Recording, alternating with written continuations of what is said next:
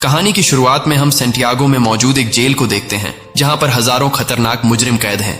ये सेंटियागो का सबसे सिक्योर तरीन जेल है क्योंकि आज तक इस जेल से कोई भी कैदी फरार नहीं हो सका और इसका रीजन है इस जेल का वार्डन बहुत ही स्ट्रिक्ट और बेरहम इंसान है जो जरा सी गलती करने पर कैदियों को बुरी तरह से पीटता है। और यही वजह है कि इस जेल के कैदी यहाँ से भागना तो दूर बल्कि एक छोटी सी गलती करने से पहले भी 100 बार सोचते हैं। लेकिन अब वार्डन का यह खौफ ज्यादा दिनों तक चलने वाला नहीं था क्योंकि अब इस जेल में एंट्री हो चुकी थी एक बहुत ही शातिर इंसान की जिसका नाम लियोन है। लियोन एक आर्किटेक्ट है जो किसी भी बिल्डिंग को देखकर उसे पता चल जाता है कि यह बिल्डिंग कितने साल पुरानी है और इस बिल्डिंग को किस तरह से डिजाइन किया गया है। लियोन जेल में एंटर होते ही उसके दिमाग में यहाँ से भागने की प्लानिंग शुरू हो जाती है। यहाँ हमें पता चलता है कि लियोन अकेला नहीं है बल्कि उसके साथ 4 साथी भी हैं जो यहाँ से भागना चाहते हैं। कुछ देर बाद जेल का एक ऑफिसर सभी कैदियों को लाइन से खड़ा करके जेल के रूल्स बताता है और कहता है कि अगर किसी ने भी रूल तोड़ने की कोशिश की तो उसे मार दिया जाएगा। इसके बाद सभी कैदियों को उनके ब्लॉक्स की तरफ लाइन से ले जाया जाता है। यहाँ लियोन दौड़ते हुए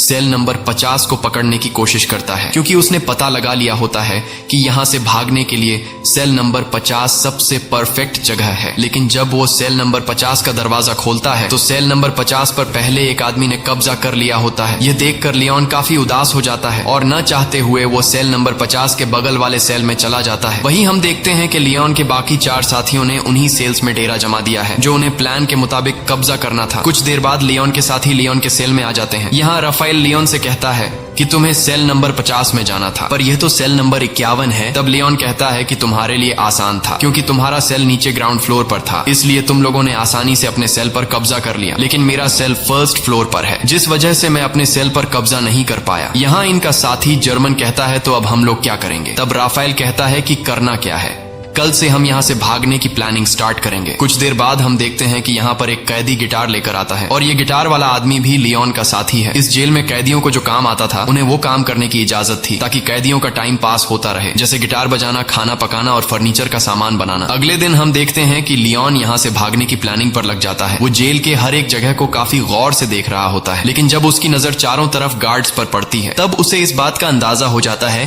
कि यहाँ से दीवार से कूदकर भागना काफी मुश्किल है। इसके बाद वह प्लान बी पर काम करते हुए पैदल चलकर कदमों से जेल की लंबाई का नाप लेने लगता है। जेल की लंबाई नापने के बाद वो सीधा अपने साथियों के पास पहुंचकर उनसे कहता है कि हमें कैसे भी करके यहाँ से भागना होगा। तब जर्मन ने कहा कि तुम पागल हो गए हो, यहाँ से भागना इम्पॉसिबल है क्योंकि चारों तरफ जेल की ऊंची दीवारें हैं जिससे हम कभी भी कूदकर भाग नहीं सकते और गार्ड्स भी चारों तरफ से हम पर नजर जमाए रखे हैं। अगर उन्हें जरा सा भी हम पर शक हुआ तो वो हमें मार डालेंगे। तब लियोन कहता है कि मैंने कदमों का इस्तेमाल करके जेल के बाहर जाने तक का रास्ता नाप लिया है। हम यहाँ से जेल के बाहर वाले रोड से सिर्फ 90 मीटर की दूरी पर खड़े हैं, इसलिए हमें दीवार से कूदकर यहाँ से नहीं भागना है बल्कि हम यहाँ जमीन के नीचे एक सुरंग बनाएंगे जो यहाँ से बाहर तक जाएगी। इस जेल के बाहर जंगल है और अगर हम एक बार यहाँ से निकल गए तो जेल के बाहर जंगल में गार्ड्स हमें ढूंढ नहीं पाएंगे और बड़ी आसानी से हम यहाँ से फरार हो जाएंगे। लेकिन यहाँ इनके दिमाग में सबसे बड़ा सवाल यह होता है कि इतनी लंबी सुरंग जब यह लोग बनाएंगे तो उस सुरंग से बाहर निकलने वाली मिट्टी यह लोग कहाँ गिराएंगे। यह सवाल इन तीनों को परेशान कर रही थी और लियोन सोच में पड़ जाता है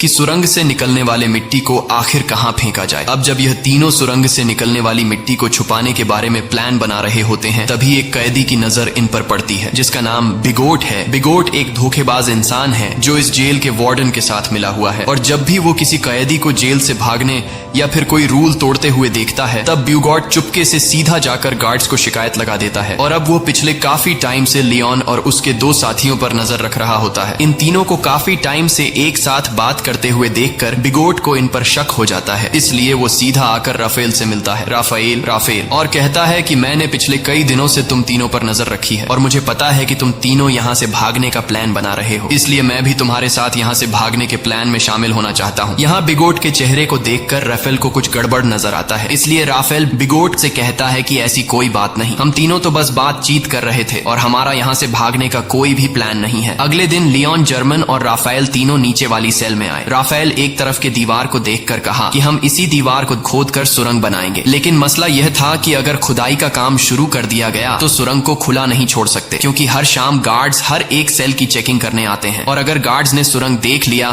तो हम सब पकड़े जाएंगे। तब लियोन कहता है कि हम इस दीवार के एक हिस्से को तोड़कर सेम उसी तरह का एक फेक ब्लॉक बनाएंगे ताकि शाम को जब भी गार्ड सेल की चेकिंग करने आए तब हम उस फेक ब्लॉक को दीवार में लगाकर सुरंग को छुपा देंगे और गार्ड्स के पकड़े जाने से बच जाएंगे। अब यह सब तो ठीक था, लेकिन सबसे बड़ा सवाल यह था कि सुरंग में से निकलने वाली मिट्टी का ये लोग क्या करेंगे। तब लियोन अपने गिटार वाले दोस्त को सेल में बुलाता है और वो अपने गिटार में से एक बड़ा स्क्रू ड्राइवर निकालकर लियोन को देता है, जिसके बाद लियोन ऊपर छत में एक चौकोर सुरंग करने लगता है जिससे बाहर काफी शोर हो रहा था। अब शोर से बचने के लिए गिटार वाला आदमी गाना गाकर गिटार बजाने लगता है जिससे किसी को भी सेल के अंदर का शोर सुनाई नहीं देता। और कुछ देर की मेहनत के बाद लियोन छत में सुरंग करने में कामयाब हो जाता है। अब यहाँ लियोन जब उस होल से अपना सर बाहर निकाल कर देखता है तो उसे छत पर एक बड़ा खाली जगह दिखाई देता है, जिसे देखकर लियोन काफी खुश हो जाता है क्योंकि यहाँ पर 80 टन से भी ज्यादा मिट्टी आसानी से रखी जा सकती थी। अब शाम होने वाली थी और जल्द ही गार्ड्स आकर सेल की चेकिंग शुरू करने वाले थे, इसलिए राफेल डर जाता है और कहता है कि हमें जल्दी ही इस होल को बंद करना होगा। तब लियोन ने कहा कि जल्दी से मुझे अंडे ला कर दो। यह सुनकर राफेल गुस्सा हो जाता है और कहता है कि तुम्हें इस वक्त मजाक सूझ रहा है। तब लियोन कहता है कि तुम जल्दी से अंडे लाकर दो और फिर मेरा कमाल देखो। यह सुनकर राफेल अंडे लेने जाता है और लियोन जर्मन के साथ मिलकर छत के गिरे हुए मलबे को और तोड़ते हैं और उसका मिट्टी बना लेते हैं। कुछ देर बाद राफेल जल्दी से अंडे लेकर आ जाता है। तब लियोन उस मलबे से बनाई गई मिट्टी को एक बाल्टी में डाल देता है, साथ ही वो उस बाल्टी में चूना भी डालता है और फिर उसके अंदर अंडे मिक्स कर देता है। वही इनका साथी जो बाहर गिटार बजा रहा होता है वह अपने गिटार में एक अलग धुन बजाना शुरू कर देता है जो खतरे की एक वार्निंग होती है, यानी कि सिक्योरिटी गार्ड सेल्स की चेकिंग लेने के लिए आ रहे हैं। तब सेल के अंदर मौजूद लोग भी उस खतरे की घंटी को सुन लेते हैं और समझ जाते हैं कि गार्ड्स आ रहे हैं, इसलिए यह सभी लोग और भी जल्दी से काम करने लगते हैं और यह लोग उस मलबे को आटे की तरह गूंद कर उसका एक ब्लॉक बनाते हैं, जिसके बाद यह लोग उस ब्लॉक को ऊपर होल में फिट कर देते हैं और नीचे से उस जगह पर एक पोस्टर लगा देते हैं। कुछ देर बाद गार्ड्स उनके सेल के अंदर आ जाते हैं और वो गार्ड्स लियोन और उसके दोस्तों को उनकी सेल से बाहर निकालते हैं। गार्ड्स उनके सेल की अच्छी तरह से चेकिंग लेते हैं लेकिन अंदर उन्हें कुछ भी नहीं मिलता। तब एक गार्ड को ऊपर छत पर लगा वही पोस्टर दिखाई देता है, लेकिन जैसे ही गार्ड उस पोस्टर को उतारने वाला होता है तभी उसे बाहर से उसका ऑफिसर उसे बुला लेता है, जिसे सुनकर वह गार्ड उस पोस्टर को बिना निकाले ही चला जाता है और इस तरह से इन सब की जान बच जाती है। अब यहाँ इन लोगों को इस जेल में 34 दिन हो चुके थे और उन्हें जल्द ही इस जेल से निकलना था, इसलिए लियोन और जर्मन ऊपर छत पर चढ़कर लकड़ी का खोखला बॉक्स बनाते हैं और उस लकड़ी के बॉक्स में ये लोग सफेद सीमेंट भरकर छत पर रख देते हैं। कुछ दिन बाद उनका ब्लॉक तैयार हो जाता है। अब भारी थी सुरंग बनाने की, जिसके बाद ये लोग खुदाई के काम पर शुरू हो जाते हैं। ये लोग दीवार का सबसे नीचे का हिस्सा पहले से बने हुए उस ब्लॉक के अनुसार काटने लगते हैं, लेकिन खुदाई करते वक्त काफी शोर हो रहा था जिसकी आवाज कुछ गार्ड सुन लेते हैं और गार्ड उनके सेल की तरफ बढ़ने लगते हैं। पर गार्ड के पहुंचने से पहले ही उनके गिटार वाला साथी आकर उन्हें बता देता है कि कुछ गार्ड सेल की तरफ आ रहे हैं। ये सुनकर सभी लोग काफी डर जाते हैं क्योंकि उन्होंने दीवार का जो हिस्सा काटा था वह हिस्सा उनके बनाए हुए ब्लॉक से छोटा था, जिसमें वह ब्लॉक फिट नहीं हो सकता था। अब जब उन्हें कोई दूसरा रास्ता नजर नहीं आता तब ये लोग जल्दी से टूटी हुई दीवार के मलबे को इकट्ठा करते हैं और जिस जगह ये लोग सुरंग बना रहे थे वहां ये लोग काफी बारीकी से सामान रखकर उस जगह को छुपाते हैं और अपने अपने काम में लग जाते हैं ताकि गार्ड को उन पर शक न हो। कुछ देर बाद एक गार्ड उनके सेल के अंदर आता है और वह गार्ड इनके सेल के चारों तरफ नजर घुमाकर चेक करता है कि कहीं ये लोग यहाँ से भागने की प्लानिंग तो नहीं कर रहे, पर उसे कुछ भी गड़बड़ नहीं नजर आता, इसलिए वह गार्ड वहां से चला जाता है। गार्ड के जाते ही ये लोग रेडियो का आवाज तेज कर लेते हैं और फिर से खुदाई के काम पर लग जाते हैं। कई घंटों की मेहनत के बाद फाइनली ये लोग ब्लॉक के शेप का एक परफेक्ट हिस्सा काट लेते हैं और सफेद सीमेंट के उस ब्लॉक को वहां पर फिक्स कर देते हैं। अब यहाँ खुदाई से निकले हुए मलबे को ये लोग एक बैग में भर लेते हैं और उस बैग को ऊपर वाले सेल में ले जाते हैं जहां उन्होंने पहले से सेल की छत को तोड़कर होल बनाया था और उस होल को उन्होंने अंडे और मलबे को मिक्स करके एक छोटा सा ब्लॉक बनाकर छुपा दिया था। ये लोग उस ब्लॉक को निकाल कर उसके ऊपर जो खाली जगह होती है वहां पर ये लोग मिट्टी जमा करना शुरू कर देते हैं। छत पर मिट्टी रखने के बाद ये लोग छत वाले ब्लॉक को वापस लगाकर उसे व्हाइट सीमेंट से कवर कर देते हैं और उसे वापस से फोटो से ढक देते हैं। इसी तरह रोजाना वह गिटार वाला उनका साथी गिटार बजाकर लोगों का ध्यान भटकाता है, साथ ही वह पुलिस पर भी नजर रखता है और लियोन, राफेल और जर्मन नीचे वाली सेल में सुरंग को खोदते हैं और जो मिट्टी सुरंग से निकलती है ये लोग उस मिट्टी को अलग अलग बैग में निकालकर अलग अलग तरीके से ऊपर वाली सेल की छत पर जमा करने लगते हैं। इस तरह से ये लोग पूरे दिन का एक रूटीन बना देते हैं और कई दिनों तक उनकी खुदाई का काम बड़ी चालाकी से चलता रहता है। लेकिन एक कैदी जिसका नाम ऑस्कर है उसे इन लोगों पर शक हो जाता है, क्योंकि वह पिछले कई दिनों से इन लोगों को नोट कर रहा था। वह देखता है कि ये लोग हर रोज एक ही पैटर्न को फॉलो करते हुए नीचे के सेल से ऊपर वाले सेल पर जाते हैं। साथ ही ये लोग हमेशा हाथ में बैग या फिर बाल्टी लेकर ऊपर जाते हैं। ये सब देखकर ऑस्कर को उन पर शक हो जाता है, लेकिन वह किसी से भी कुछ नहीं कहता, बस चुपचाप उन पर नजर रखता है। अब यहाँ इन लोगों को इस जेल में 70 दिन बीत चुके थे और लियोन जब सुरंग को नापता है तो उससे पता चलता है कि 70 दिनों में हमने सिर्फ 5 मीटर सुरंग बनाई है। ये देखकर लियोन काफी मायूस हो जाता है और लियोन समझ जाता है कि हम 5 लोग इस सुरंग को इस तरह से कभी भी कंप्लीट नहीं कर पाएंगे। इसलिए वो अपने साथियों से कहता है कि हमें इस सुरंग को कंप्लीट करने के लिए और आदमियों की जरूरत पड़ेगी, और अगर हम 5 लोग इसी रफ्तार से मिट्टी निकालते गए तो इस सुरंग को कंप्लीट करने में हमें 5 साल लग जाएंगे। इसलिए हमें सुरंग को और तेजी से खोदना होगा। वही उनका साथी जर्मन जब बैग में मिट्टी भरकर ऊपर ले जा रहा था, तभी एक पुलिस वाला उसे रोक लेता है और जर्मन से पूछता है कि इस बैग में क्या है। तब जर्मन कहता है कि कुछ खास नहीं, बस मेरी जरूरत का कुछ सामान है। ये सुनकर वह पुलिस वाला जर्मन से कहता है कि अच्छा ठीक है, चलो अब बैग खोल कर दिखाओ। ये सुनकर जर्मन घबरा जाता है और जर्मन को लगता है कि आज हम सभी पकड़े जाएंगे। लेकिन जब जर्मन अपना बैग खोलता है तो उसमें कुछ सामान रखा गया था। दरअसल जर्मन ने पहले से बैग में मिट्टी नीचे छुपाई होती है और सामान ऊपर रख दिया होता है, लेकिन गार्ड को जर्मन पर शक होता है। इसलिए वह गार्ड जर्मन से कहता है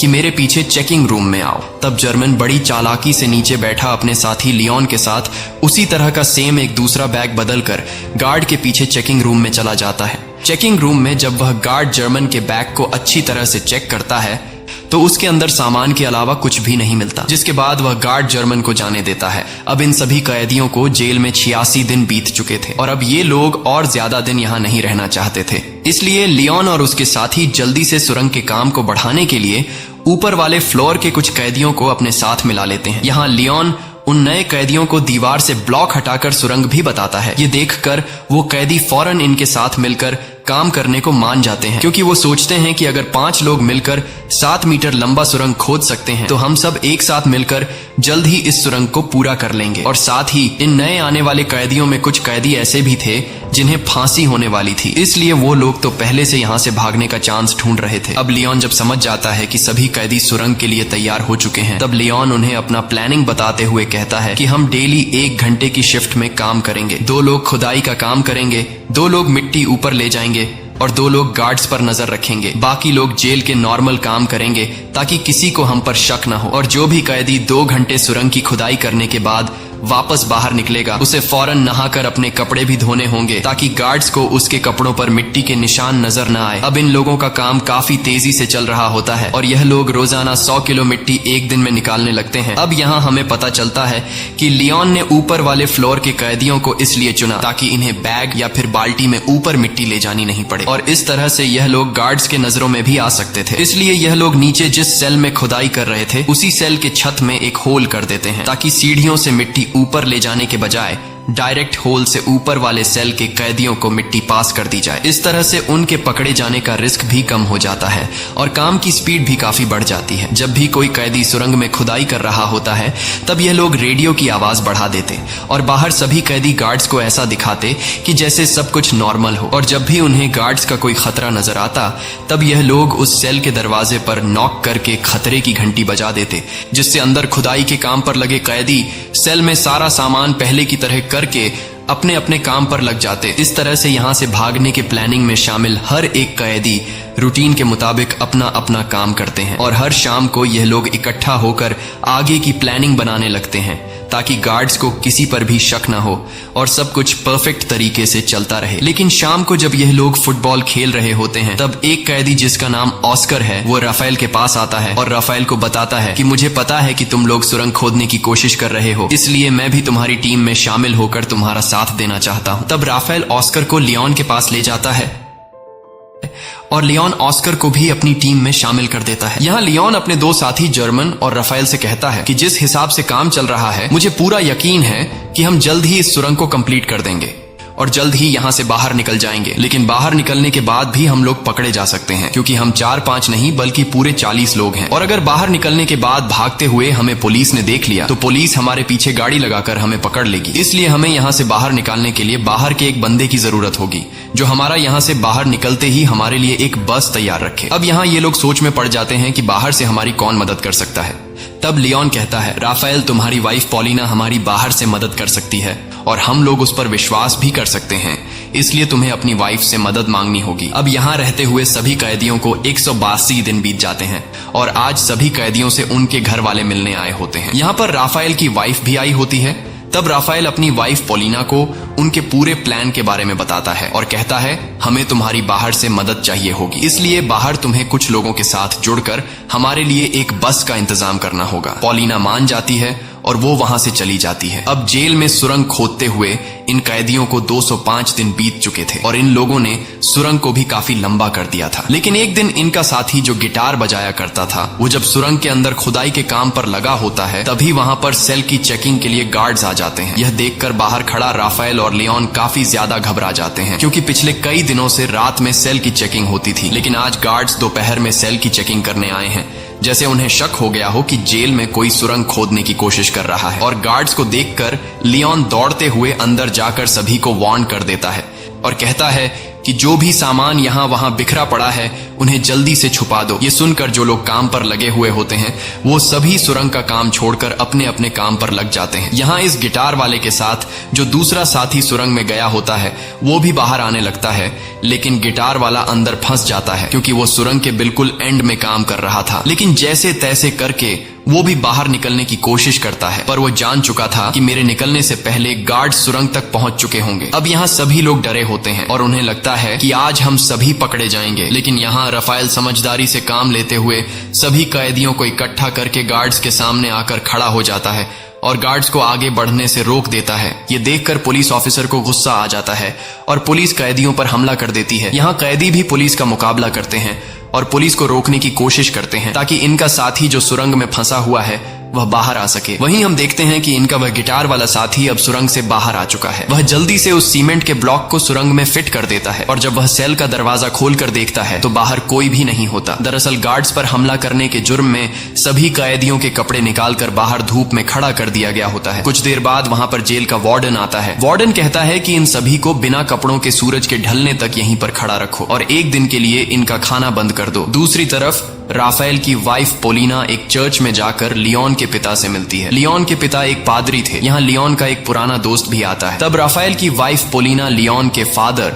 और उसके दोस्त को लियोन का पूरा प्लान समझा देती है और कहती है कि हमें उन्हें बचाने के लिए एक बस का इंतजाम करना होगा। तब लियोन का दोस्त भी इनकी मदद करने के लिए तैयार हो जाता है और कहता है कि बस का इंतजाम मैं कर लूंगा। वहीं दूसरी तरफ जेल में राफेल से उसकी वकील मिलने आती है। यहाँ जेल का वार्डन राफेल को सिगरेट देने लगता है, पर राफेल सिगरेट लेने से इनकार कर देता है। लेकिन राफेल वार्डन के सिगरेट के डिब्बे को पहचान लेता है कि वार्डन कौन से ब्रांड का सिगरेट पीता है। अब यहाँ इन लोगों को इस जेल में रहते हुए 1 साल से भी ज्यादा टाइम बीत चुका था और इन लोगों ने सुरंग को भी काफी लंबा कर दिया था। दिन रात मेहनत के बाद अब सुरंग भी जल्द कंप्लीट होने वाला था। लेकिन एक दिन सुरंग में इनका एक साथी जब काम कर रहा होता है तभी अचानक वह बेहोश हो जाता है, क्योंकि इतनी गहराई में ऑक्सीजन की कमी होती है। अच्छी बात यह थी कि राफेल उसके पीछे होता है और राफेल जैसे तैसे करके उस आदमी को बाहर निकाल देता है। शाम को ये लोग मीटिंग करते हैं कि अब सुरंग काफी लंबा हो चुका है। जहां अंदर ऑक्सीजन ना होने की वजह से सांस लेने में तकलीफ होती है, इसलिए हमें कुछ करना होगा। यहाँ पर एक आदमी होता है जो जेल में काम करता है। उसके पास एक मशीन होती है जिससे ये लोग पंखा लगाकर सुरंग के एंड तक ऑक्सीजन पहुंचा सकते हैं। राफेल उस आदमी से कहता है कि अगर तुम हमें ये मोटर दोगे तो हम तुम्हें अपने साथ शामिल कर लेंगे। वह कैदी मान जाता है और फिर ये लोग उस मोटर में एक पंखा लगाकर प्लास्टिक के पाइप के जरिए सुरंग के एंड तक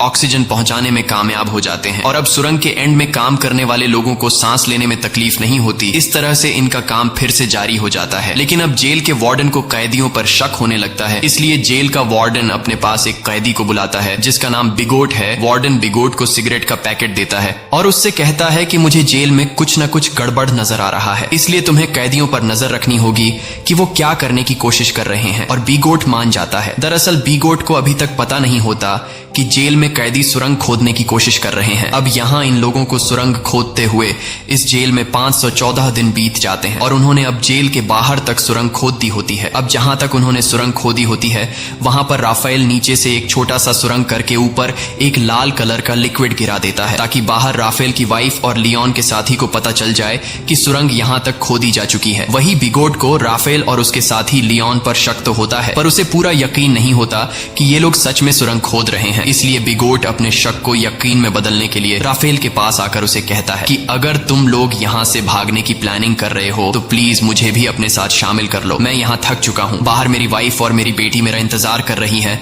ये सुनकर राफेल को बिगोट पर तरस आ जाता है, इसलिए राफेल बिगोट को सुरंग के बारे में बताने ही वाला होता है कि तभी राफेल बिगोट के हाथ में सिगरेट का पैकेट देख लेता है और यह वही पैकेट होता है जो कुछ दिन पहले राफेल ने वार्डन के पास देखा था। इसलिए राफेल समझ जाता है कि बिगोट वार्डन के साथ मिला हुआ है। ये सब समझते ही राफेल बिगोट को कुछ भी नहीं बताता। दूसरी तरफ लियोन का बाहर जो पुराना दोस्त होता है वो अपने कुत्ते को साथ लेकर रनिंग के बहाने जेल के करीब आता है और उस लाल कलर के लिक्विड को देख लेता है। अगले दिन लियोन का पिता लियोन को जेल में आकर बताता है कि तुम लोगों ने बाहर जो रेड कलर का लिक्विड गिराया था वो हमने देख लिया है। तुम लोग जेल के बाउंड्री के बाहर तो आ चुके हो, पर अभी भी तुम लोग सही जगह पर नहीं पहुंचे, इसलिए तुम लोगों को अभी भी 40 फीट और भी सुरंग खोदना होगा। इसके बाद यह लोग फिर से सुरंग को और लंबा करने लगते हैं और अब बस कुछ ही दिन के खुदाई के बाद इनका सुरंग कंप्लीट होने वाला था। लेकिन अब इन लोगों के साथ जो कुछ होने वाला था उसके बारे में उन्होंने बिल्कुल भी सोचा नहीं था। एक दिन जब इनका एक साथी सुरंग की खुदाई के काम पर लगा होता है, तभी अचानक एक बहुत ही बड़ा भूकंप आता है जिससे जेल की दीवारें हिलने लगती हैं।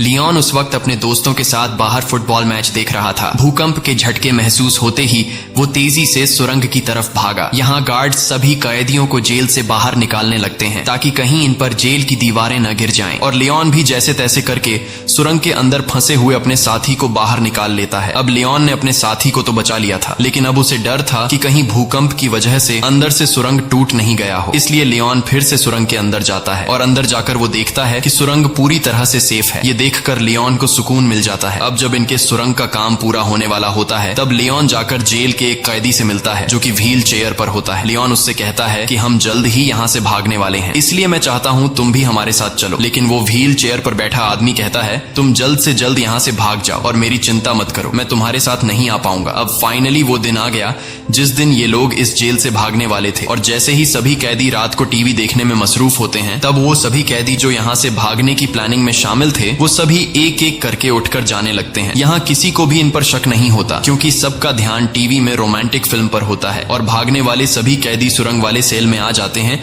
और यहाँ एक एक करके सभी कैदी सुरंग में उतरने लगते हैं। वहीं बिगोट जब टीवी देख रहा होता है तब उसका ध्यान पीछे की तरफ जाता है और वो देखता है कि यहाँ से तो कई सारे कैदी जा चुके हैं। ये देखकर उसे शक हो जाता है और वो सीधा राफेल के सेल की तरफ बढ़ने लगता है। लेकिन बीच रास्ते में व्हील चेयर वाला आदमी बिगोट को रोक लेता है, पर बिगोट इस आदमी को धक्का देकर गिरा देता है, जिसके बाद वो सीधा राफेल के सेल में आ जाता है जहाँ उसे सुरंग दिखाई देता है। साथ ही वहाँ पर ऑस्कर भी खड़ा होता है और ऑस्कर यहाँ से निकलने वाला आखिरी कैदी होता है। लेकिन अब जब बिगोट को सारी सच्चाई का पता चल गया होता है तब वो पुलिस को बुलाने के लिए जाता है, लेकिन ऑस्कर उसे पकड़ लेता है। इस दौरान इन दोनों के बीच फाइट छिड़ जाती है और बिगोट ऑस्कर को स्क्रू ड्राइवर से बाजू पर मारकर बुरी तरह से घायल कर देता है। लेकिन ऑस्कर बुरी तरह से घायल होने के बावजूद भी बिगोट को जाने नहीं देता और बिगोट को मार मार कर बेहोश कर देता है। अब ऑस्कर भी सुरंग में जाने की कोशिश करता है, पर उसका बाजू बुरी तरह से घायल होने की वजह से वो सुरंग में नहीं जा पाता। दूसरी तरफ सभी कैदी सुरंग के अंदर धीरे धीरे आगे बढ़ रहे होते हैं और बढ़ते बढ़ते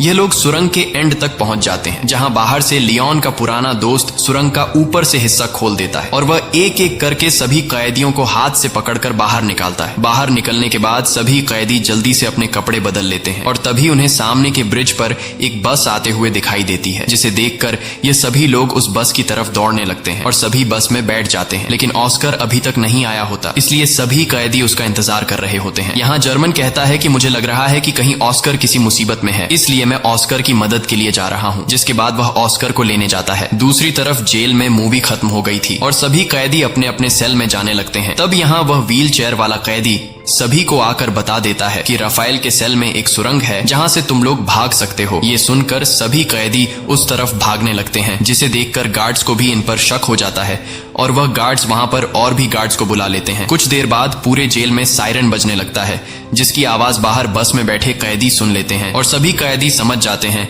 कि अब हमारा यहाँ पर ज्यादा देर रुकना ठीक नहीं, इसलिए अब हमें यहाँ से निकलना होगा। और तभी वहां पर जर्मन भी आ जाता है। वह सभी को बताता है कि मैं सुरंग के पास गया लेकिन वहां पर मुझे ऑस्कर नहीं मिला, जिसके बाद बस वहां से जाने लगती है। वहीं हम जेल में ऑस्कर को देखते हैं, जो घायल होने की वजह से जेल से भाग नहीं पाया। अब यहाँ कैदियों के भागने की खबर जेल के वार्डन को दी जाती है। कैदियों के भागने की खबर सुनकर वह काफी गुस्सा हो जाता है। दूसरी तरफ सभी कैदी बस में थे, जहां पर पोलिना सभी कैदियों को उनका पर्स दे देती है, जिसमें कुछ पैसे और उनके फेक आईडी थे। और सभी कैदी अलग अलग होकर अपने अपने रास्ते निकल जाते हैं। और इस तरह से सभी कैदी जिन्होंने पिछले कई महीनों से दिन रात मेहनत की थी, वह सभी जेल से आजाद हो जाते हैं। दोस्तों, यह इतिहास की सबसे बड़ी जेल ब्रेक घटना थी, जहां एक ही बार में पूरे 50 लोग जेल से फरार हो गए थे, लेकिन इनका एक साथी ऑस्कर भागने में नाकाम हो गया था। इसी के साथ सच्ची कहानी पर बनाई गई ये फिल्म खत्म हो जाती है। अगर आपको ये वीडियो अच्छी लगी हो तो हमारे चैनल को सब्सक्राइब और वीडियो को लाइक जरूर